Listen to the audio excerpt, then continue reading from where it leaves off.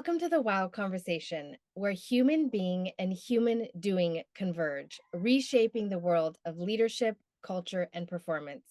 Today, we get to hear from Dr. McKenna. Dr. Rob McKenna, CEO of Wild Leaders, is a renowned expert in leadership development, celebrated for his groundbreaking work in fostering trust, driving performance, and connecting business strategy with the human side of leadership.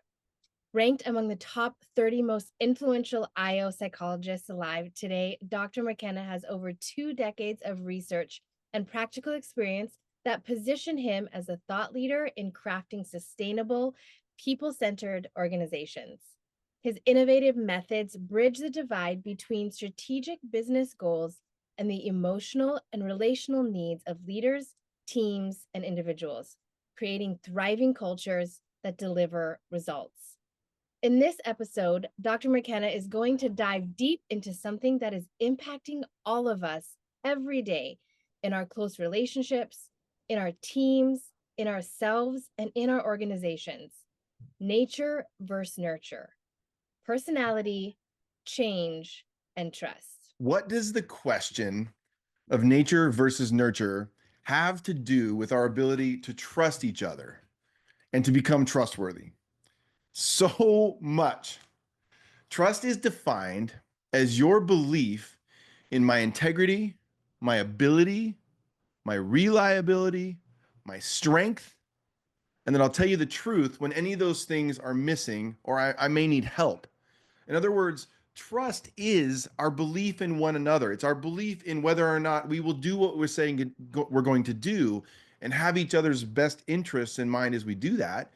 It's our belief in each other's ability that we can do it, that we'll do it consistently, and that we'll do it well, that we'll actually be effective. We'll get it done. And that if we can't, we're going to be truthful with each other, that we're going to be able to do that. And communication is obviously so important when it comes to trust. And if I'm going to trust you, I need to know a lot about you. And how can I know a lot about you if you don't know yourself? So when it comes to this question of knowing each other, if knowing each other is a critical aspect and knowing ourselves of what it means to trust, then what is it that I'm attempting to know? Is it my job to know what it is about you that is hardwired, or what it is about you that could and is maybe changing? And almost anyone I ask is going to say both. But in so many cases, we adopt nature as our approach because we want to believe that people can change, but in practice, we don't believe they do. And so we have sayings about this, right? We focus on getting the right people on the bus and getting the wrong people off. We've even talked about that. But what is it that's changing in people? So people get on the bus, they bring certain things that are a part of their hardwiring, that are part of their personality, these traits, these stable things over time, right? They bring those things on, but then we know that things begin to shift and change. It's one of the most challenging things that we see, whether it's in work relationships, in marriage, certainly, because marriage happens over our lifetime. These are long, long commitments. So we get into points later, if you've been married for a few years, where you're thinking to yourself, is this something that I accept about myself or my spouse? Or is it something that still can change? And we would all say, like, we know that both matter. They both matter. And I would say this also, that our research on trust is showing that the knowing each other is clearly related to our ability to trust each other. And to know each other is to take a whole, Wild Leaders is all about whole and intentional leader development, a whole and complete picture of who others are and of who we are, as best as we can see it. And to understand what is changing and also what's not changing. And there's something to be appreciated in both, right? Because, like, for example, our introversion and our extraversion, they're components of our nature and our personalities. And they both, by the way, that can be very endearing and frustrating at the same time. You know what I'm talking about? Like, these things about people that don't change can be super endearing because it gives you a sense and an understanding what to value and who they are that is stable over time. And at the same time, those same things can be pretty frustrating. but we have to know each other. So in that question about knowing each other, how do we understand, where do we put personality and the nature part, the hardwiring, alongside the things that are changing? And that's what I want to talk about today. So let me ask you this question. Are you in a season of changing yourself or accepting yourself? That is a very common, wild question that we ask all the time. And people are very intrigued by that. Like, what are you in a season of? And frankly, people will respond in different ways. Like, who among us didn't hear our parents say, "Oh, he's just like that," or "That's just the way she is." Like, most of us can recall someone close to us who put us in a certain kind of box early on in life, and some of which were really comfortable boxes, and others that felt like traps that we might never escape or get out of. So from early on, we receive messages from somewhere indicating certain things about us that are not likely to change, and other things about us that we may have a chance to change. And I would even say this, you see certain things when you raise kids, like in my sons, when they were young, there were certain things that I saw that I wrote down. I wrote letters to them very early on before they could even talk. And some of those things certainly came to pass. But there's other things about them that have been very surprising and moving and shifting across their lifetime. And whether it's like athletic ability, smarts, intelligence of being a people person or being detail oriented, most of us have heard voices that have told us what we're like and open or close the possibility that we could become something different. And at the same time, most of us heard people around us support the possibility that we're changing or that we could change. And parents get this because we get to watch these little beings growing and changing. But we get this because while we hope to understand the personality of our kids, we also hold out hope that certain things about them will be more like seasons than definitive wiring. A friend of mine whose children were in their 20s once told me this. This was great. She said, when your kids are teenagers, they will crawl into a tube and disappear from the age of 13 to 18. But she said, don't worry, they will come out the other side. And she wasn't suggesting that all teenagers do this, but that many do. And I think she was also trying to remind me that the years of raising teenagers can be tough, but that it won't last forever. They will change. Psychologists describe the things about us that are less likely to change over time as traits. They call that personality. Do you hear that? Traits. It's the nature part, the things that are less likely to change, and they've been shown to be stable over time. And the things about us that are more likely to change as states is the word that's used, or development, things that are changing and moving. So we have traits versus states. We have nature versus nurture. And understanding that there's a difference is the key to a more robust and whole understanding of our whole selves. And thoughtfulness regarding the language we use to describe ourselves and to describe others is the responsible choice. There's some research to support how very important that is, that we understand the choice that we're making. There is both comfort and anxiety in the things about us that are less likely to change. And the same is true of all the wide open developmental possibilities on the horizon. There is comfort and sometimes anxiety, right?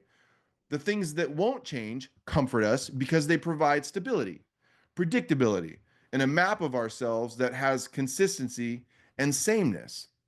And there's things going on in the developmental side that's comforting because this possibility in relationships that we could become someone different, that we could shift and move and adjust. We have to be able to do that to build trust.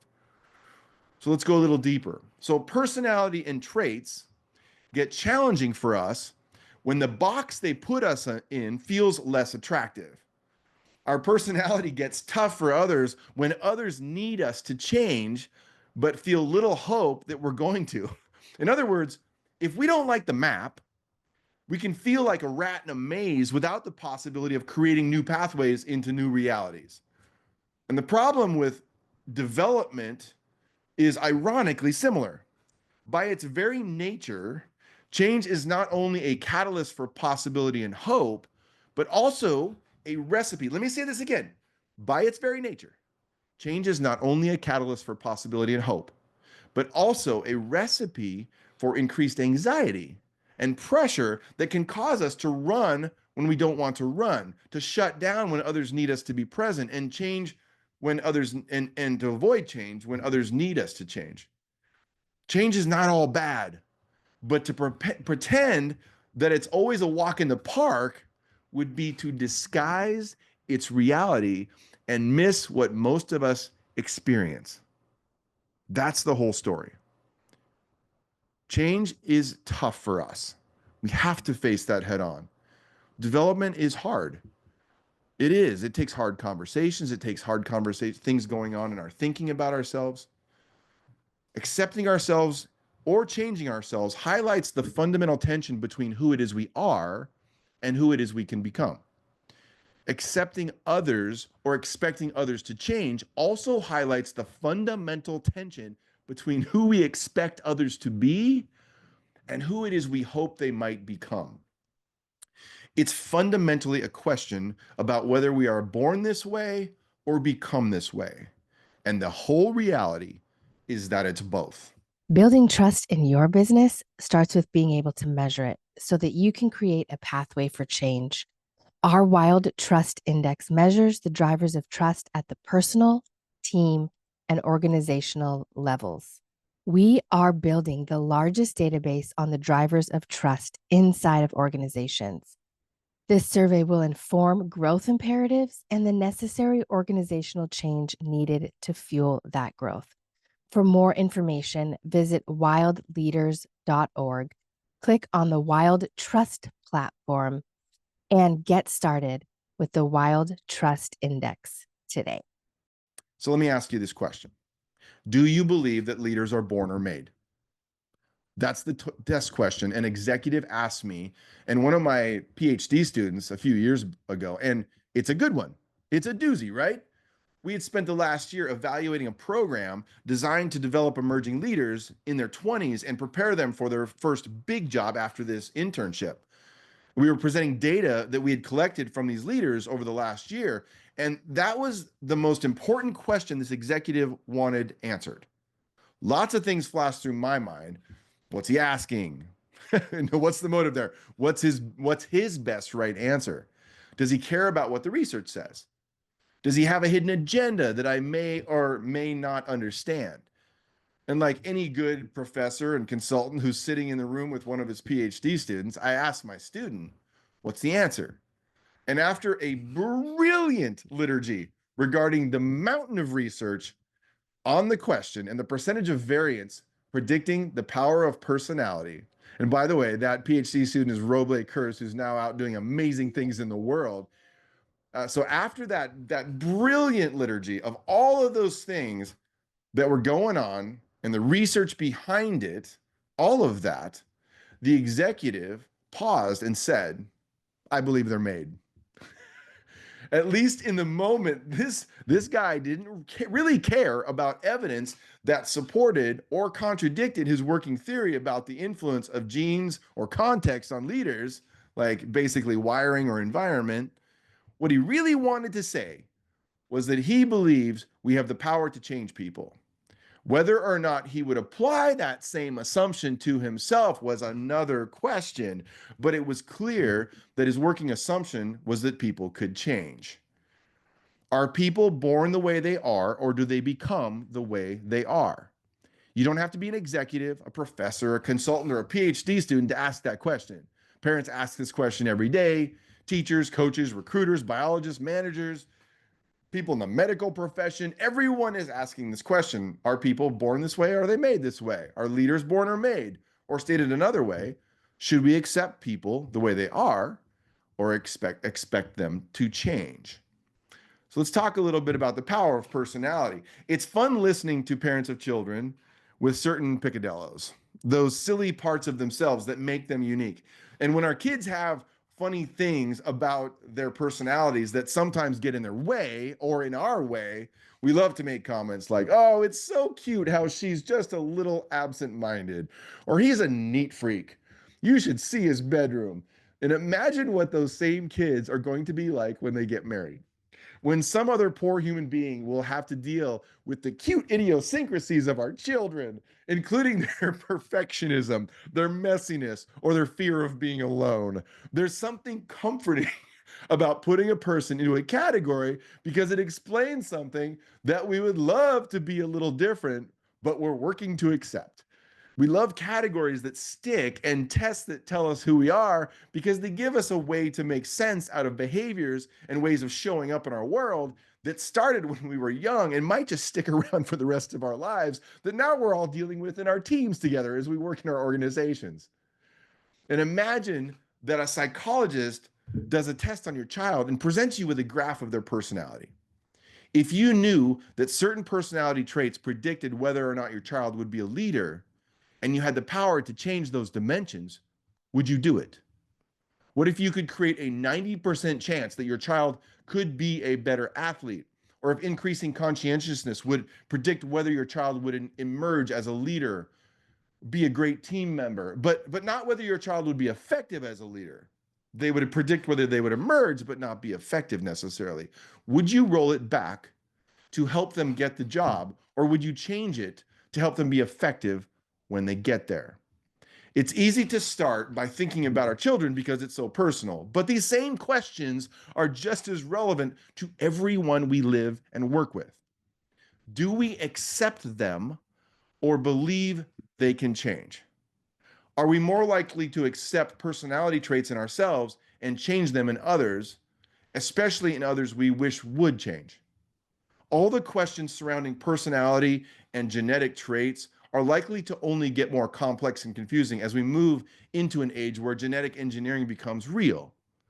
Research would suggest that personality is a real thing. So let's dig a little bit deeper there. In the psychological world, personality is referred to as a trait. And traits are characteristics about ourselves that research has shown are less likely to change over time. And probably the most rigorously studied traits included what is oftentimes referred to as the Big Five. If you name something the Big Five, by the way, you better know what you're doing. And while there are lots of pop psych books and self-help guides that describe different kinds of personality, likely the most legitimate and broadly studied categories include some form of these five factors: openness to experience, conscientiousness, extraversion, or introversion, by the way, because every one of these has a flip side, not a bad side, but another side, agreeableness, and neuroticism. And think about this. These factors, and again, they have another side. These factors provide the foundation of most other personality measures around today in the world. And probably the most commonly referred to of the big five personality traits is extroversion. And its obvious nemesis, introversion, right? Extroversion has been shown to be predictive of leadership emergence and effectiveness, and is probably the most commonly referenced personality trait. What's even more interesting is when you begin, we use other names to maybe for it, but what's even more interesting is when you begin to look at the relationship between the different traits. Take neuroticism and conscientiousness, for example. The blending of our neuroticism and conscientiousness is a funny thing. A little anxious and a little responsible, right? It would be great if we were all slightly more conscientious than we are right now. But what if our conscientiousness comes with a bit of neuroticism, a bit of anxiety? Those of us who like to get things done right have a pretty clear understanding of what right looks like. And this creates two possible dilemmas. The first dilemma being that my right may not be your right. And the second dilemma being that if my right doesn't get done right, I might just flip out.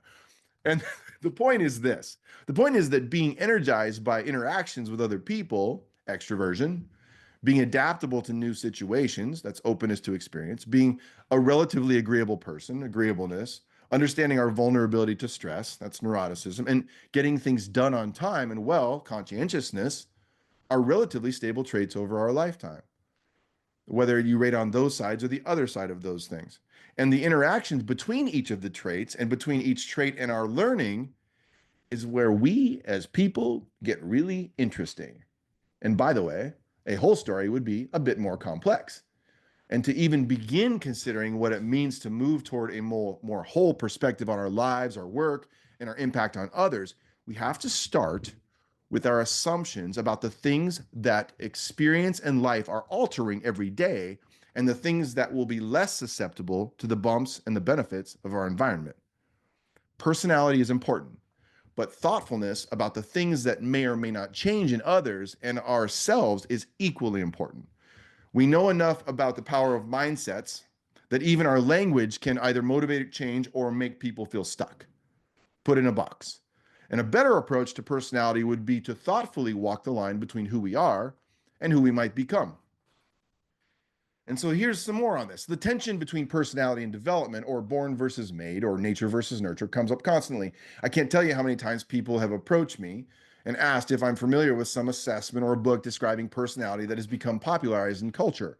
And to be clear, I think many assessments or categorizations that bring awareness to our personality or traits are really important. But we need to be really thoughtful about the labels we put on people. Personality labels comfort us, but when used recklessly, ignore the reality that at least half of who we are can change. I have personal examples of this because I've told many, many people publicly. I've said this in from stages even where I've said like I become more introverted after about 4 p.m. in the afternoon. So sometimes I struggle going out to dinner after a big engagement with a lot of people.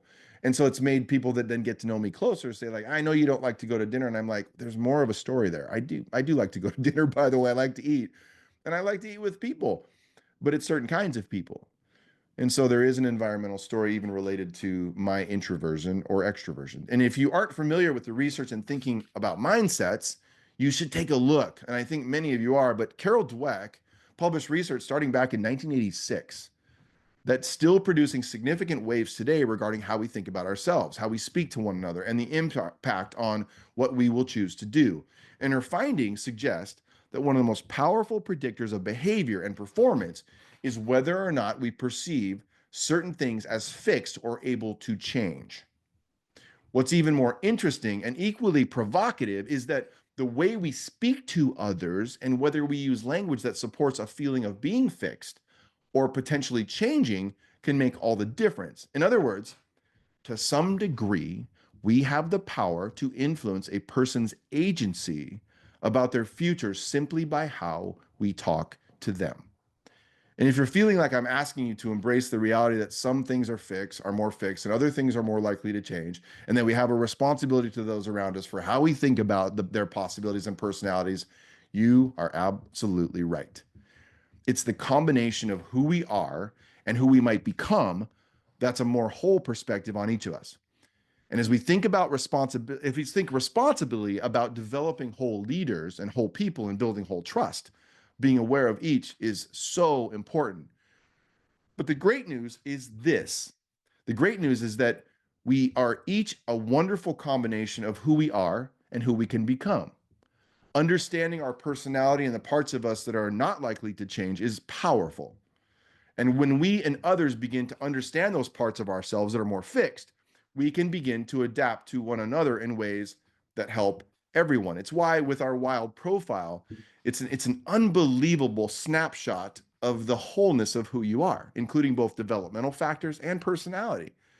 So even further, it's like what gets really powerful is when we talk about the interactions between our traits and our environment. And whether it's the time of day, our organizational context, the makeup of our team or family, or even our eating habits, personality gets really interesting when we consider how it plays out in those situations, in those contexts, in those relationships. But personality, traits, nature, it's not all of who we are. Who we are is also who we may become. Think about that for a second. Who we are is also who we may become. And according to most research, traits only make up half of who we are at best. So it's important. There's some hard wiring there. There's more. So much of our identity, our strengths, the call on our lives, and the relationships around us are in process of refinement and growth.